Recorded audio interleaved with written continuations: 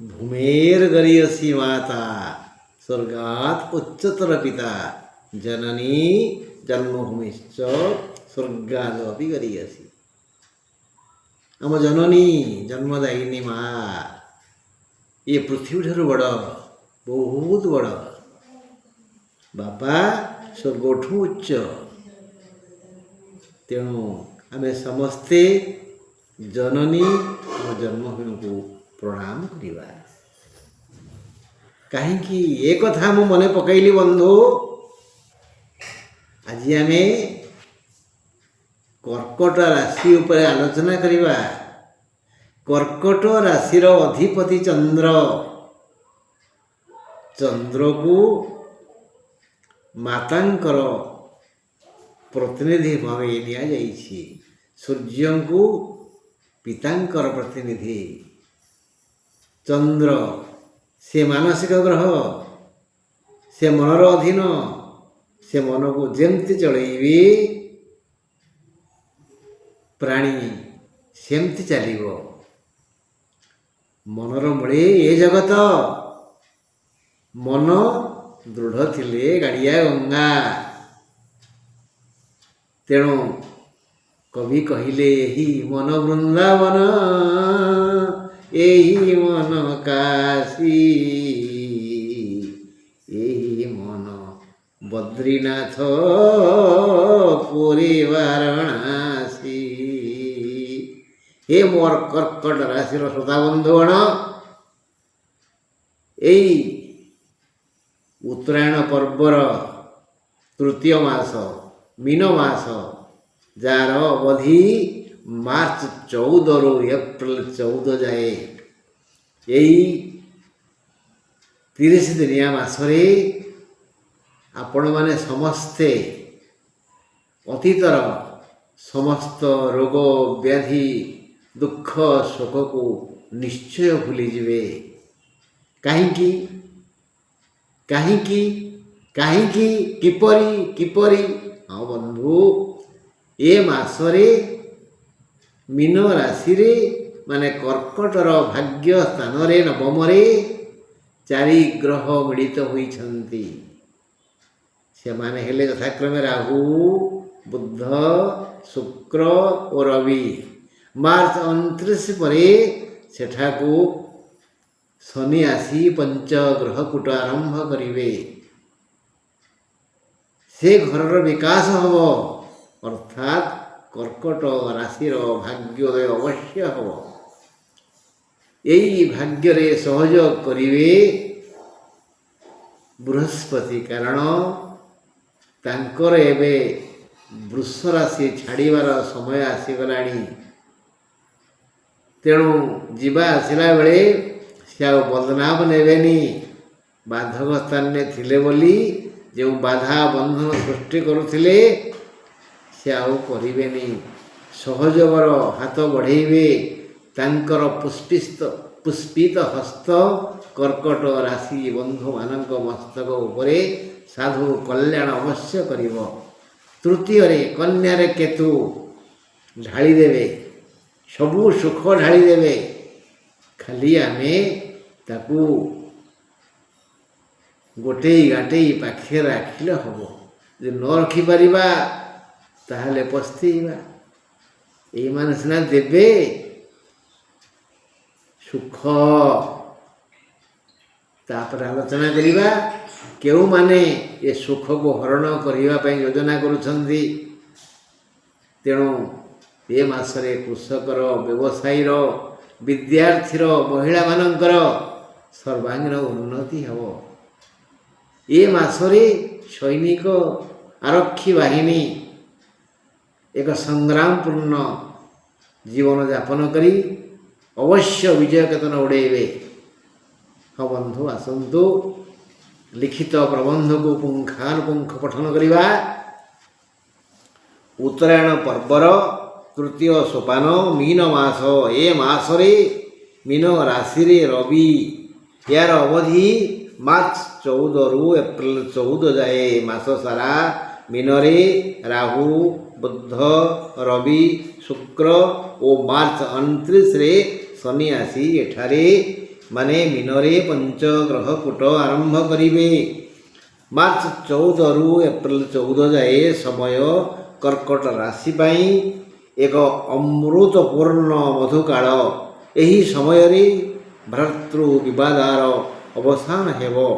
ଏହି ସମୟରେ ଭ୍ରାତୃ ବିବାଦର ଅବସାନ ହେବ। ଋଣ ରୋଗ ଓ ଶତ୍ରୁମାନେ ଅବନମିତ ହେବେ। ଭାଗ୍ୟ ସ୍ଥାନରେ ପ୍ରଥମେ 4 ଗ୍ରହ ପରେ 5 ଗ୍ରହଙ୍କର ମିଳନ କର୍କଟ ରାଶିର ଭାଗ୍ୟୋଦୟ କରିବ। ଏ ମାସରେ କନ୍ୟାସ୍ଥ ତୃତୀୟ କେତୁ, ମୀନଗତ ନବମ ଶୁକ୍ର, ବୃଷରେ ଥିବା ଏକାଦଶ ବୃହସ୍ପତି ମିଳିତ କଲ୍ୟାଣ କରି କର୍କଟର ବହୁ ଦିନର ସମସ୍ୟାର ସମାଧାନ କରି ପରମ ଶାନ୍ତି ବିଧାନ କରିବେ। ହେଲା, ଏଟା ଟିକେ ପୂର୍ବରୁ ମୁଁ କହିଥିଲି, ପଢ଼ିଦେଲି। ଦେଖିବା ତାପରେ କର୍କଟ ରାଶିର କୃଷକ ଗଣ ଏ ମାସରେ ନିଜ ବୃତ୍ତିରୁ ବିଶେଷ ଲାଭବାନ ହେବେ। ଉଦ୍ୟାନ କୃଷି ଯଥା ଆଳୁ, କନ୍ଦମୂଳ, ଚିନାବାଦାମ, ଦେଶୀ ଆଳୁ, ସାରୁ, ଓଲୁଅ ପ୍ରଭୃତି ଭୂତଳ ଶସ୍ୟର ବିଶେଷ ଲାଭ ହେବ। ଭୂତଳ ଚାଷର ବିଶେଷ ଉନ୍ନତି ହେବ। ମତ୍ସ୍ୟ, ଗୋପାଳନ, କୁକୁଡ଼ା ଆଦି ଚାଷ କରୁଥିବା ବହୁମୁଖୀ ଚାଷୀ ଆନନ୍ଦିତ ହେବେ। ଏକାଦଶସ୍ଥ ବୃହସ୍ପତିଙ୍କର ଶୁଭଦୃଷ୍ଟି ପଞ୍ଚମକୁ ଅଛି।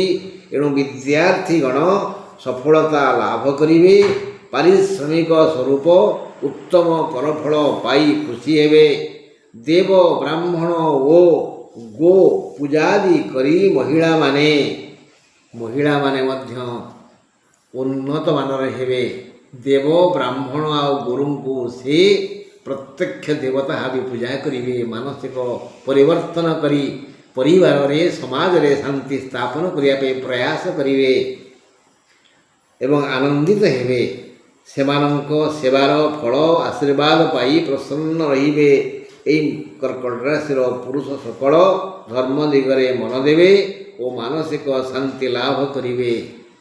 କାରଣ ଧର୍ମ ଡଙ୍ଗାର ନାବିକ ହେଲେ ଶୁକ୍ର। ସେ ଜୋର ଜବରଦସ୍ତି ଧର୍ମ କରିବା ପାଇଁ ବାଧ୍ୟ କରିବେ। କମ୍ପାନୀ ବା ସରକାରୀ ଚାକିରିରୁ ଲାଭ ଉଠାଇବାକୁ ସମର୍ଥ ହେବେ। କର୍କଟ ରାଶିର ସମସ୍ତ ବନ୍ଧୁ ଯେ ଯେଉଁ ବୃତ୍ତିରେ ଥିବେ ଅର୍ଥ ଲାଭର ସୁଯୋଗ ଅଛି। ଚତୁର୍ଥାଧିପ ଶୁକ୍ର ନବମରେ ଓ ବହୁ ସାଥୀ ରାହୁ, ଶନି ଓ ବୁଧଙ୍କ ମେଳରେ ଅଛନ୍ତି। ଏଣୁ ବହୁ ପ୍ରକାର ସୁଖ ଶୁକ୍ର ଗ୍ରହ ହିଁ ଦେବେ। ବ୍ୟବସାୟରେ କ୍ଷତି ହେବନି, ବରଂ ଯତ୍ସାମାନ୍ୟ ଲାଭ ହେବ। ବ୍ୟବସାୟୀମାନଙ୍କ ପାଇଁ ଟିକେ ଅସୁବିଧା, ଲାଭ ତ ହେବ କିନ୍ତୁ ଟିକେ କମ୍ ଲାଭ ହେବ। ବନ୍ଧୁ ସହଯୋଗ ମିଳିବ।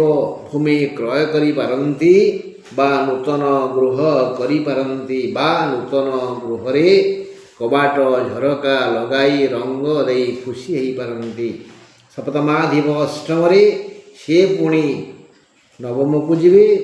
ସେ ହେଲେ ଶନୈଶ୍ୱର।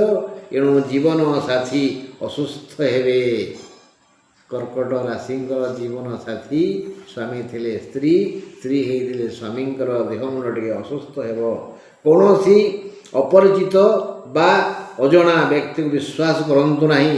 ଏ ବିଶ୍ୱାସର ଫଳ ବଡ଼ ଦୁଃଖ ଦେବ। ଠକାମିରେ ପଡ଼ିପାରନ୍ତି। ରବିଙ୍କ ପାଇଁ ସପ୍ତମ, ଅଷ୍ଟମ, ନବମ ନକ୍ଷତ୍ରତ୍ରୟ ଅପମାନିତ ହେବେ। ରବିଙ୍କ ପାଇଁ ପୁନର୍ବସୁ, ପୁଷ୍ୟା, ଅଶ୍ଳେଷା ଅପମାନ ପାଇପାରନ୍ତି। ଏଣୁ ଜଗି ରଖି କଥାବାର୍ତ୍ତା କରନ୍ତୁ। ଗ୍ରହ ମଙ୍ଗଳ ଦ୍ୱାଦଶରେ ଅଛନ୍ତି। 2-4ରେ ଜନ୍ମ ହେବେ। ଏଣୁ ଶୋକ ସମ୍ବାଦ ଶୁଣି ଭାଙ୍ଗି ପଡ଼ିବେ। ମନକୁ ବୃଥା ଭୟ ଆତଙ୍କିତ କରିପାରେ। ଗୁରୁ କର୍ତ୍ତୃକ ବହୁମୁଖୀ ବହୁ ସୁଖ ଅବଶ୍ୟ ମିଳିବ। ଗୁରୁ ବହୁ ସୁଖ ଦେବେ। ଅଷ୍ଟମ ଶନିଙ୍କ ପାଇଁ ରୋଗ ହେବ। ମାତ୍ର ଅଷ୍ଟମ ଶନି ଏହି 7, 8, 9 ନକ୍ଷତ୍ରତ୍ରୟଙ୍କୁ ଯଥେଷ୍ଟ ଧନ ଦେବେ, ତାଙ୍କର ହାତ ଖାଲି କରିଦେବେନି। କେଉଁଠୁ କେମିତି ତାଙ୍କ ହାତକୁ ଧନ ଆସିବ ସେ ଯୋଜନା କରିବେ ଶନି ମହାଶୟ। 29/3 ପରେ ନବମ ହେଲେ ବୃଥା ଭ୍ରମଣ କରି ଶାରୀରିକ ବ୍ୟଥା ପାଇବେ। ଅଶ୍ଳେଷା ନକ୍ଷତ୍ର ବାଲା ଅଧିକ ଧନ ଓ ସୁଖ ପାଇବେ, ମାନେ 9 ନକ୍ଷତ୍ର ବାଲା। ନବମ ରାହୁଙ୍କ ଯୋଗୁଁ ମୁଣ୍ଡକୁ ହୀନ ଓ ପାପବୁଦ୍ଧି ବାରମ୍ବାର ଆସିବ। ଯଦି ହାତେ ମାପି ଚାଖଣ୍ଡେ ନ ଚାଲନ୍ତି ତେବେ ବହୁ ଲୋକଙ୍କ ସହ କଳହ ହେବ, ଅର୍ଥାତ୍ ମଧୁ ଭାଣ୍ଡରେ ଟିକେ ଗୋବର ପଡ଼ିଯିବ। ହୁସିଆର। ତୃତୀୟ କେତୁ ବ୍ୟବସାୟୀ ଓ କୃଷକଙ୍କୁ ଲାଭ ଦେବେ। ପୁନର୍ବସୁକୁ ପ୍ରଶଂସା ଓ ସୁଖ ଦେବେ। ନବମ ନକ୍ଷତ୍ର ପାଇଁ ବହୁତ ଲାଭ। ମାତ୍ର ପୁଷ୍ୟା ଓ ଅଶ୍ଳେଷା କେତୁ ପାଇଁ ବହୁ ଦିଗରୁ ହାନି ସହିବେ। ତେଣୁ ପୁଷ୍ୟା